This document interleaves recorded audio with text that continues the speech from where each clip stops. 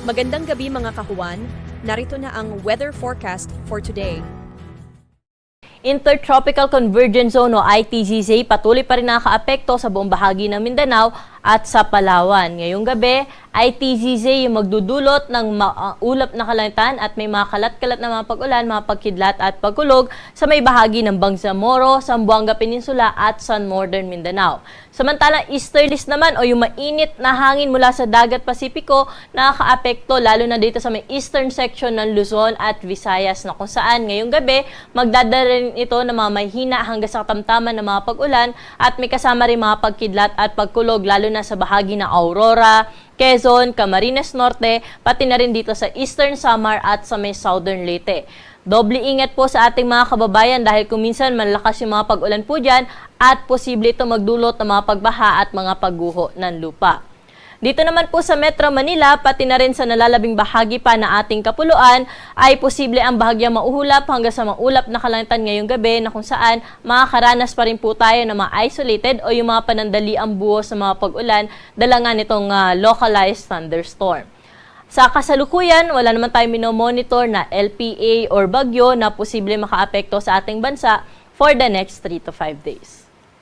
At para po sa magiging lagay na ating panahon bukas, magpapatuloy po yung naranasan natin na maaliwala sa panahon sa umaga hanggang tanghali, pero pagsapit ng hapon hanggang sa gabi po yan, ay makakaranas po tayo ng mga panandaliang buhos sa mga pag-ulan dito sa Metro Manila, pati na rin po sa nalalabing bahagi pa ng Luzon.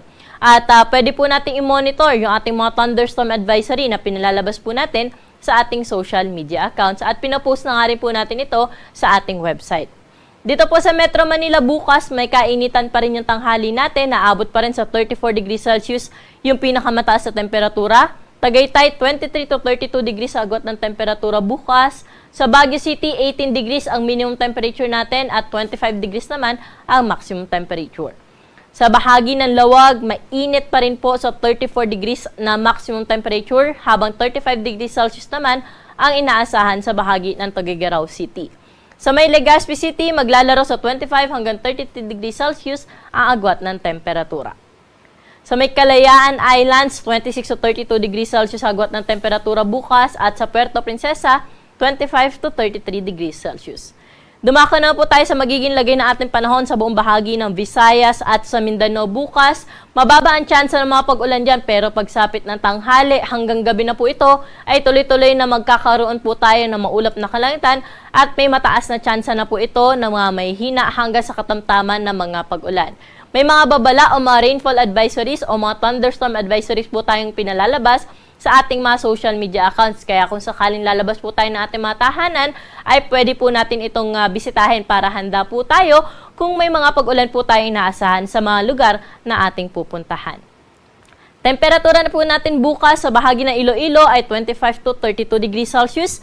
Metro Cebu at sa Tacloban naabot sa 33 degrees Celsius ang maximum temperature.